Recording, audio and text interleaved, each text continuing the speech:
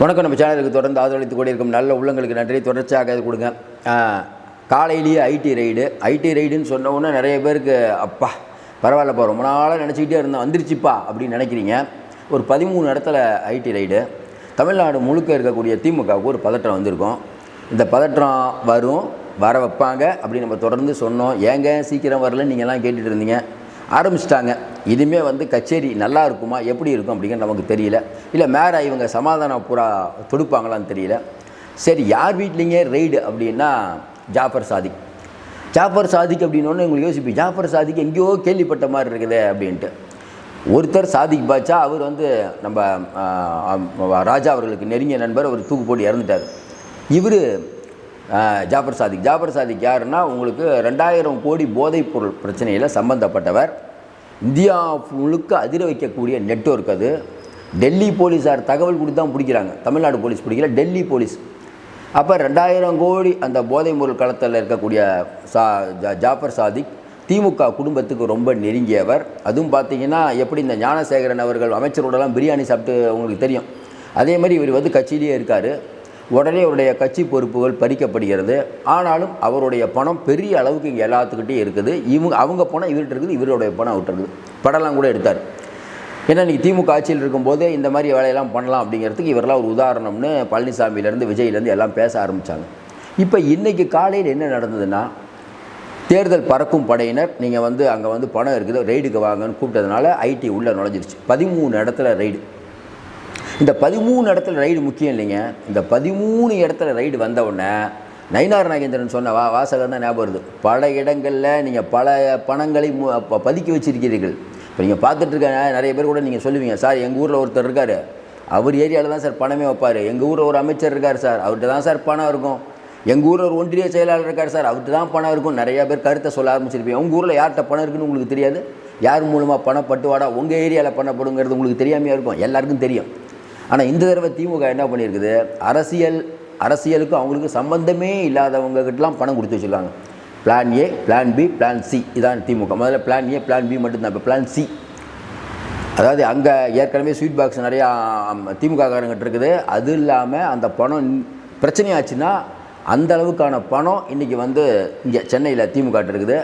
இதுதான் எப்பயுமே இருக்கக்கூடிய ரூல்ஸு. 3வதாக சம்பந்தமே இல்லை ஆளுங்கிட்ட பணம் கொடுத்துருக்காங்க. இந்த தடவை மிஸ்ஸே ஆகாது. இப்போ ஐடி ரைடு காலையிலேருந்து என்ன பிடிக்க போகிறாங்கன்னு தெரியல. இல்லை முன்னாடியே உங்களுக்கு தகவல் தெரிஞ்சு பொட்டியை மாற்றிட்டாங்களான்னு தெரியல. ஆனாலும் இது தொடக்கம். இதுக்கு மேலே பலவிதமான அதிரடிகள் நடக்கும். நல்லா யோசனை பாருங்கள். KN நேருவோ, சாத்தூர் ராமச்சந்திரனோ, ஏவாவளுவோ காலையில் எந்திரிச்சு ட்ரெஸ் பண்ணிக்கிட்டு நேராக பிரச்சாரத்துக்கு போகலாம். ஸ்டாலின் அப்படி இது முதல்ல பிரச்சாரத்துக்கு போகலாம். இப்போ எப்படின்னா, ஐயோ அந்த பணத்தை யாராவது தூக்கிட்டு போயிட்டா என்ன பண்ணுறது, அங்கே கொடுத்தமே இங்கே கொடுத்த ஸ்டாலின் பேசிக்கிட்டே இருப்பார்.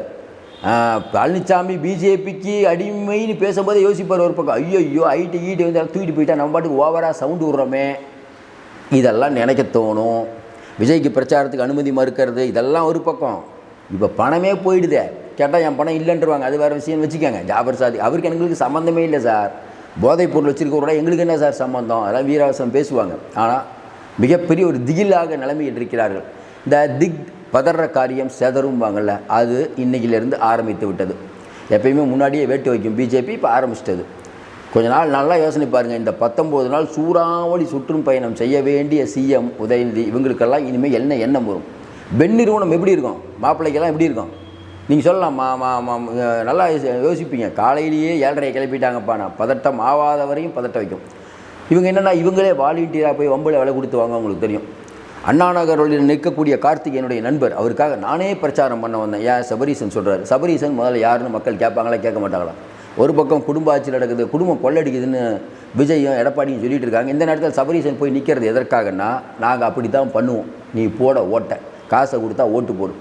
இன்பன் உதயநிதி ரஜினியும் கமலை வச்சு நான் 500 கோடியில் படம் எடுப்பாரா? நீங்கள் அதை பார்க்கணும், எங்களுக்கு இப்போ ஓட்டை போடணும். இதான் இன்றைக்கி திமுகவோட நிலைமை. இப்போ காலையில் இந்த மாதிரி வந்துட்டாங்களே, பார்த்துட்டு இருக்க மக்கள் சொல்லுங்கள், வந்துட்டாங்களே திமுகவோட மனநிலை எப்படி இருக்குன்னு நினைக்கிறீங்க?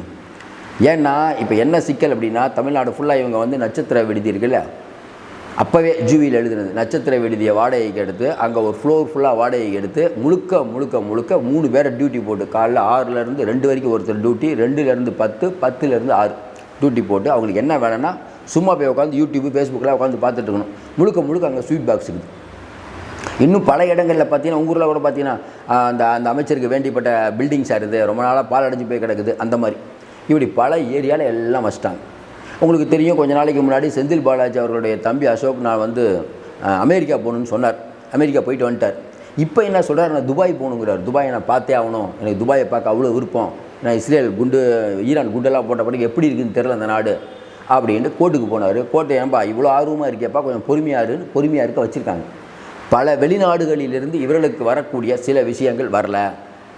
அது வரலைனாலும் பரவாயில்ல, உள்ளூர்லேயே அவ்வளோ இருக்குதுன்னு வச்சுக்கோங்க. ஆனாலும் இன்றைக்கி பல விஷயங்கள் இவங்க டீல் பண்ணிட்டு இருக்காங்க. ஏவா வேலை ஆகட்டும், மூர்த்தி ஆகட்டும், இவங்க வீட்டிலலாம் ஏற்கனவே ரைடு வருதுன்னு சொல்லி இது வரைக்கும் ரைடு இல்லை. அந்த ரைடு வந்தாலும் பிரச்சனை இல்லை, ரைடு வரலைனாலும் பிரச்சனை இல்லை. ஏன் ஏகப்பட்ட மேட்ரு ஏகப்பட்ட இடங்களுக்கு போயிடுச்சு. உங்கள் ஊர்லேயே கூட பார்த்தீங்கன்னா 2-3 தவணையாக வந்து எல்லாமே கிஃப்ட்டு கொடுக்க ஆரம்பிச்சிட்டாங்க. அப்போ பல இடங்களில் இருக்கக்கூடிய பணங்கள் பத்திரமாக நாங்கள் எடுப்போம் அப்படின்னு நயினார் நாகேந்திரன் சொல்கிறாருல, அதனுடைய ஆரம்பம் தான் இது. இந்த அதிரடி தொடருமா இல்லையா அப்படிங்கிறத தாண்டி இந்த அதிரடியால் திமுக அலண்டு போயிருக்கிறது. இந்த அலறல் சத்தம் அதிகமாக இனிமேல் கேட்க ஆரம்பிக்கும். எப்படி திரும்பவும் இப்போ சாதிக் பாட்சா வீட்டில் ஜாஃபர் சாதிக் வீட்டில் வந்து வச்ச உடனே ஸ்டாலினால் கேட்க முடியாது. ஏன்னா ஜாஃபர் சாதிக் வந்து இவங்களுக்கு சம்மந்தம் இல்லைன்ட்டாங்க. சம்மந்தம் இருந்தாலும் இன்னும் பல இடங்களில் ரைடு வரும்போது, திமுகவினரிடமே ரைடு வரும்போது, பணம் பிடிபடும் போது கண்டிப்பாக கதறல் அதிகமாக இருக்கும். என்னதான் இருந்தாலும் தான் நாடாவிட்டாலும் சதையாடுங்கிறாங்கல்ல, கதறல் வரும். ஏன்னா தான் பணம் எவ்வளோ பணம் போகிறத பொறுத்துட்டு இருப்பீங்க. பார்த்தீங்களா, எங்கள் தேவையில்லாமல் வந்து எங்கள் ஆளுங்களை சோதனையிடுறாங்க. அதே அதிமுகவுங்களை சோதனையிலே இவங்க சொல்லத்தான் போகிறாங்க. ஏன்னா ஏற்கனவே தேர்தல் பார்வையாளர்களை வளைக்கக்கூடிய வேலையில் செந்தில் பாலாஜி ஈடுபட்டு ஜெயிச்சிட்டாரு. செந்தில் பாலாஜி சொன்ன டைலாக் என்ன, தேர்தல் பார்வையாளர்கள் ரொம்ப நல்லவங்க, சர்டிஃபிகேட் கொடுக்குறது யார், செந்தில் பாலாஜி. அப்போ இவங்களுக்கு தெரியுது, ஐயா டெல்லியிலேருந்து எங்கள் ஆளுங்களை அமுச்சு எங்களை புடின்னு சொன்னால் கூட அந்த ஆளுங்களையே நாங்கள் கவர் பண்ணி எங்கள் ஆளாக மாற்றிடுவோம். ஏன்னா எங்களுக்கு எப்படி எல்லாத்தையும் கவர் பண்ணக்கூடிய விஞ்ஞான ரீதியிலான விஷயங்கள் எங்களுக்கு தெரியுங்கிறார் செந்தில் பாலாஜி. செந்தில் பாலாஜி ஸ்டாலின் தியாகிங்கிறார். அந்த தியாகிக்கு அர்த்தம் என்ன, எவ்வளோ பெரிய ஆள் வந்தாலும் அவரை வளைப்பதற்கான வித்தை தெரிந்தவர் தான் செந்தில் பாலாஜி. அதனால தான் அவர் தியாகியாக இருக்கார். மற்ற கட்சிலாம் சண்டை போட்டு தோற்றுருவாங்க, இவர் அப்படி இல்லை. இன்னும் குறிப்பாக பார்த்தீங்கன்னா கடற்கரை பக்கம்தான் ரெசார்ட் வேணும் அப்படின்னு அங்கே இருக்கக்கூடிய தேர்தல் பார்வையாளர் சொல்கிறாங்க. இன்னும் குறிப்பாக ஃப்ரிட்ஜு வேணும் அப்படிங்கிற மாதிரி கேட்குறாங்க. இவருடைய தேவையை நிறைவேற்றக்கூடிய வல்லமை செந்தில் பாலாஜிக்கு தான் இருக்கிறது. செந்தில் பாலாஜி திறம்பட பணியாற்றி கொண்டிருக்கிறார். டெல்லி எவ்வளோ நாள் தான் போகிறோம், எடப்பாடி எவ்வளோ நாள் தான் பொறுப்பார். ஏன்னாங்க ரைடு விட்றேன் நீங்களே உள்ளேன்னு கேட்க மாட்டார். நம்ம ஏற்கனவே சொன்னோம், கேட்க மாட்டாரா. ஏன்னாங்க ரைடு பிஎஸ் கோயல் வேறு 15 நாள் இங்கே இருக்க போகிறார். இனிமேல் வேட்டை ஆரம்பித்து விட்டது. இனிமேல் அதிரடிகள் பலமாக இருக்கும். திமுகவுக்கு ஒரு பதற்றம் வந்து விட்டது. பதற காரியம் சதறும் நம்ம ஏற்கனவே சொல்லியிருக்கோம். சென்னையில் ஆரம்பித்தது பல ஊர்களில் நடக்கும். பல ஊரில் ஆரம்பிக்கும் போது தேர்தல் வேலையை பார்ப்பாங்களா, இந்த வேலையை பார்ப்பாங்களா, நல்லா யோசனை பாருங்கள். இன்றைக்கி தம்பியை வந்து விசாரிக்கலான்னு உச்சநீதிமன்றம் சொல்லிடுச்சு. தேவைப்பட்டால் தம்பியை விசாரிக்கலாம்.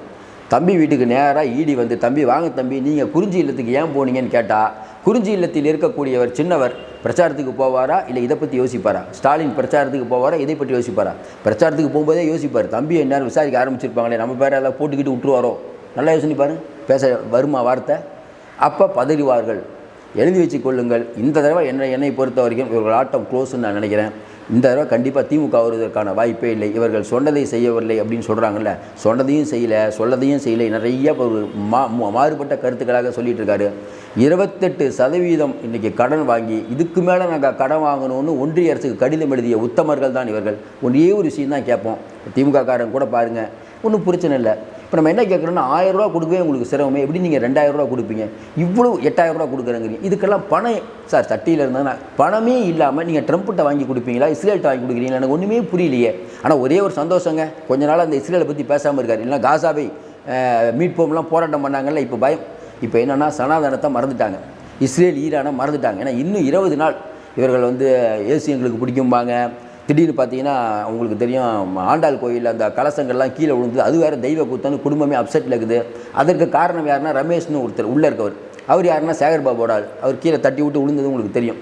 இப்படி பலவிதமான குழப்பங்கள் இருக்கிறது. ஆட்டம் க்ளோஸானா நாடகம் முடியும் நேரம் தான் உச்ச காட்சி நடக்கிறதுன்னு ஒரு பாட்டு வரும். அந்த பாட்டு தான் ஞாபகத்துக்கு வருது. தொடர்ந்து உங்கள் கருத்துக்களை சொல்லுங்கள், தொடர்ந்து ஆதரவு கொடுங்கள். மீண்டும் சந்திப்போம். இதோட முக்கியம், ஜாஃபர் சாதிக்கு வீட்டில் ரைட் நடக்கும்போது இன்னும் பொருள்லாம் நிறைய பேர் எடுக்கிறதுக்கான வாய்ப்பெல்லாம் இருக்குது. இது மட்டும் இல்லாமல் இதில் இருக்கக்கூடிய ஆவணங்களை பயன்படுத்தி வெளியில் நிறைய பேர்கிட்ட போகிறதுக்கான வாய்ப்புகளும் இருக்கிறது. தொடர்ந்து ஆதரவு கொடுங்கள். மீண்டும் சந்திப்போம். நன்றி, வணக்கம்.